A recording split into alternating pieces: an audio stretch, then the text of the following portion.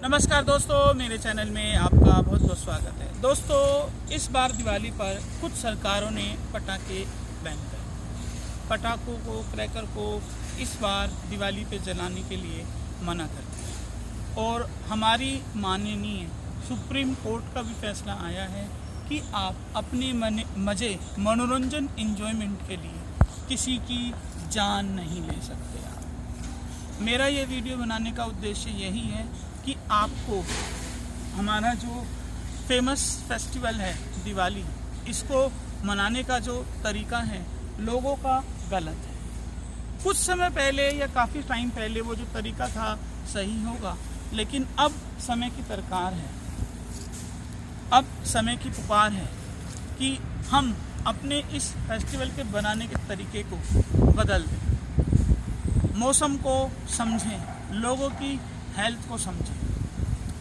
जैसे इस फेस्टिवल में बहुत से लोग क्रैकर्स को जलाते हैं, पटाखों को जलाते हैं। हम आजकल बहुत से लोगों को पता चल चुका है कि पटाखे जलाने से क्या प्रॉब्लम है, लेकिन अभी भी बहुत से लोग ऐसे हैं जो इन क्रैकर्स को जलाते हैं। ये ठीक है, आप आज़ाद हैं, आज़ाद देश में रह रहे हैं, आपको अपनी इच्छा से बहुत कुछ करने का हक है, लेकिन आप अपने मनोरंजन, आनंद के लिए पटाखे जला रहे हैं। लेकिन इस शौक के कारण आप किसी की जान से नहीं खेल सकते, आप लोगों की धीरे धीरे जान नहीं ले सकते, आप धीरे धीरे ये जहर लोगों के जिस्म में ट्रांसफ़र नहीं कर सकते। अभी कुछ समय के बाद दिवाली आ जाएगी, लेकिन एक समय ऐसा था कि लोग दिवाली से पहले ही पटाखे जलाना शुरू कर देते और इतना जलाते थे और दिवाली वाली जो रात है उस वक्त तो एक सेकंड भी नहीं होता था कि जहां पटाखे की आवाज़ सुनाई नहीं, बल्कि दिवाली से कुछ दिन पहले और कुछ दिन बाद तक यही माहौल बना रहता था। मुझे याद है कि जब हम दिवाली वाली रात को देखा करते थे, सुबह 8-9 बजे से सुबह 4, 5, 6 बजे तक लगातार पटाखे जलते रहते। एक सेकंड कितना होता है, एक सेकंड भी ऐसा नहीं आता था कि जब कोई ना कोई पटाखा फूटा ना हो, कोई ना कोई क्रैकर फटा ना हो। दोस्तों,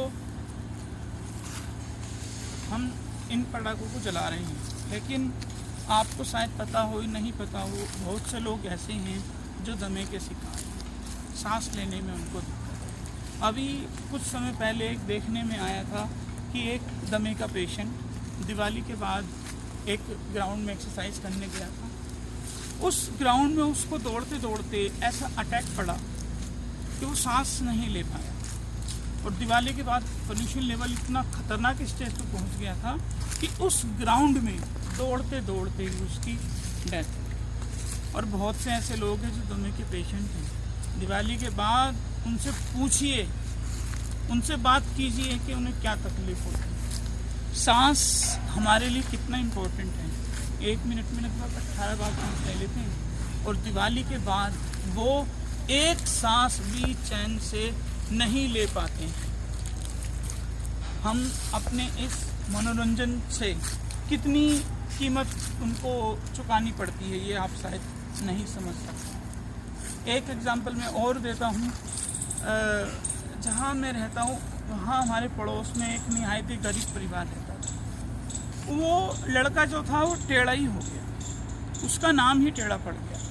हुआ क्या कि हम लोग जो पटाखे छोड़ते हैं, जो पटाखे फटा नहीं, जो खुशी हो गया, वो लड़का क्या करता था, उन पटाखों को इकट्ठा कर लेता और इकट्ठा करने के बाद उसका मसाला एक जगह कागज़ पर इकट्ठा कर लेता था और उसके बाद वो उस साथ जो मसाले इकट्ठा हो गया है उसको जलाता था। पटाखे के पैसे तो थे नहीं, उन्हीं पटाखों से अपनी दिवाली मनाता था। लेकिन एक बार क्या हुआ कि उन सारे पटाखों के मसाले को इकट्ठा करके वो पेपर पे जलाने वाला था, एकदम से तेज़ हवा आई और वो जो मसाला था उन मसाले में वो तीली लगा चुका था, तीली लग चुकी थी और मसाला जलने वाला था।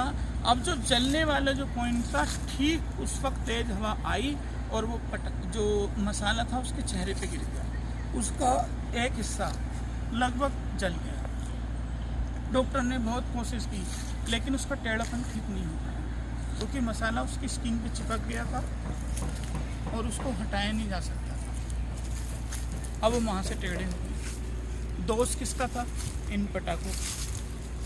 अब एक शख्स, मैंने बताया, वो ग्राउंड में दौड़ एक्सरसाइज कर रहे थे, बुजुर्ग बेचारे थे, दमे के पेशेंट थे। अब पोल्यूशन का जो स्तर था पता नहीं लगा पाए, अटैक पड़ा, मर गए। और आज से लगभग 5 साल पहले दिवाली के बाद ऐसा माहौल आ गया था, ऐसा टाइम हो गया था कि दिवाली की जो अगले दिन की जो वो है सुबह, उसके बाद सुबह से शाम तक सूरज देव के दर्शन ही नहीं हुए थे, सूरज आया ही नहीं था। अब हमें भी लगा था कि ये कैसा मतलब सिचुएशन आ गई है, ये कैसा टाइम आ गया है। न बादल है, न घटा है, न बारिश है, सूरज निकल ही नहीं रहा है। हम लोगों ने पटाखों को जला जला के, बमों को फोड़ फोड़ के इतना बड़ा बादल बना दिया था कि उस बादल को सूरज की किरणें क्रॉस ही नहीं कर पाई थी। लगभग पूरे दिन भर यही माहौल रहा था। यानी कि कितना प्रदूषण हमने पटाखों को जलाने के बाद कर दिया था। आप इस बात को सोचें, पूरा दिन वो जो धुआं था वो छंट नहीं पाया, सूरज की किरणें पृथ्वी पर नहीं पहुंच पा रही थी, इतना हमने प्रदूषण लेवल कर दिया था। अब मौसम को देखें, कुछ स्टेट हमारे ऐसे हैं जो दिवाली के बाद पराली जलाते हैं, उसका धुआं भी हमारे कुछ इंडिया के कुछ स्टेटों में आता है। ये बात हमें शायद पता थी या नहीं, लेकिन नासा ने अपने एक सैटेलाइट इमेज देख के पता लगाया कि ये जो पंजाब और हरियाणा में जो पराली जला रही है, इसका धुआं ये नॉर्थ इंडिया के कुछ शहर हैं वहाँ पर आ रहा है। एक कुछ इसकी मार, पराली की मार, और कुछ दिवाली के बाद के जो पटाखे हैं, इसका धुआं, इसका प्रदूषण लेवल। अब हम क्या कर रहे हैं? पराली को तो शायद हम इतना वो नहीं कर सकते, ये तो राजनीतिक मामला है, लेकिन कुछ राज्य सरकारें इसको सुधारने में लगी हुई हैं। लेकिन इसके बावजूद भी कुछ गरीब किसान हैं, उनके पास पैसे हैं नहीं, ना उनको समझ है, ना नॉलेज है, वो भी क्या करें। गन्ने की खेती हुई है, उसका जो कबाड़ है उसे हटाना है, उसके बाद उसे गेहूँ बोनी है। अब गन्ने का कबाड़ नहीं हटेगा तो गेहूँ कैसे बोई जाएंगे? गरीब किसान हैं, उनको समझ होती नहीं, उठा सकते नहीं, खर्चा ज़्यादा करना नहीं चाहते, तो वो क्या करें बेचारे। उस गेहूँ की फसल काटने के बाद जो बचते हैं उसे ही पराली कहते हैं, उसमें वो आग लगा देते हैं और वही धुआं हमारे आसपास आ रहा है। एक तो ये इसको ठीक करना चाह रहे हैं, राज्य सरकारें इसमें बहुत सी कोशिशें कर रही हैं, लेकिन हम इसको ठीक करें ना करें तो राज्य सरकार का मामला है। लेकिन प्रदूषण जो दूसरे हिस्से से हो रहा है, पटाखों से हो रहा है, इसको हम ज़रूर ठीक कर सकते हैं। तो आप सबसे मेरी गुजारिश है कि पटाखे छोड़ें ना। अपना जो दिवाली मनाने का जो तरीका है, आनंद करने का जो उपाय हैं, तरीका है, मज़ा है, और जगह कीजिए, लेकिन पटाखे ना चलाएं। पटाखे जलाने से क्या हो सकता है? एक दमे का पेशेंट ठीक नहीं हो सकता है, उसको इस प्रदूषण को वो संभाल ना पाए, अटैक पड़ जाए उसको। और उसके साथ साथ जो सही लोग हैं वो कौन से सही हैं?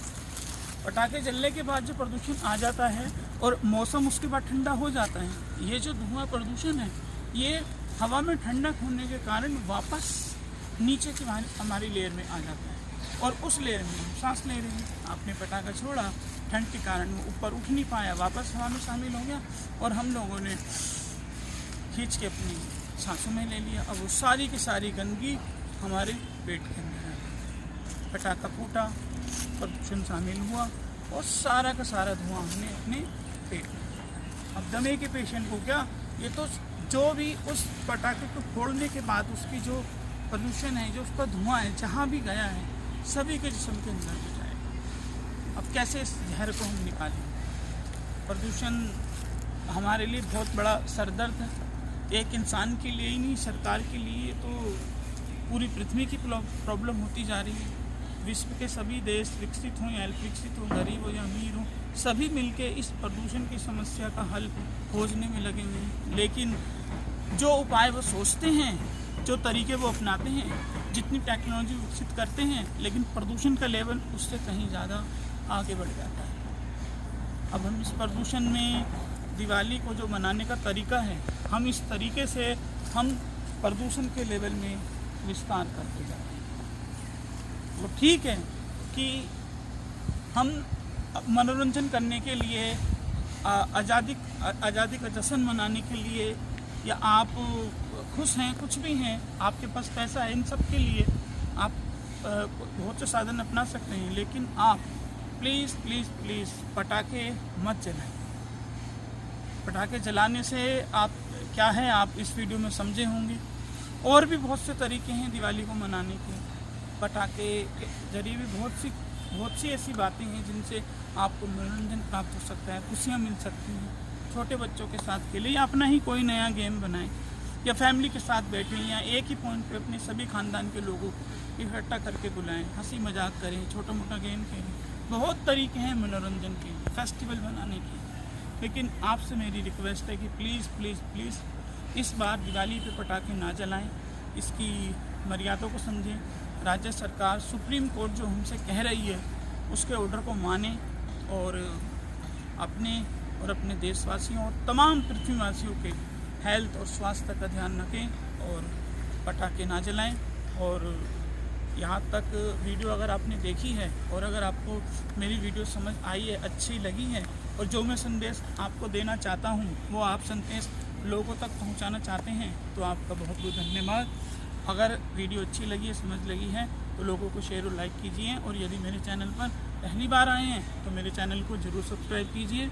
वीडियो को यहाँ तक देखने का आपका बहुत बहुत धन्यवाद। Thank you.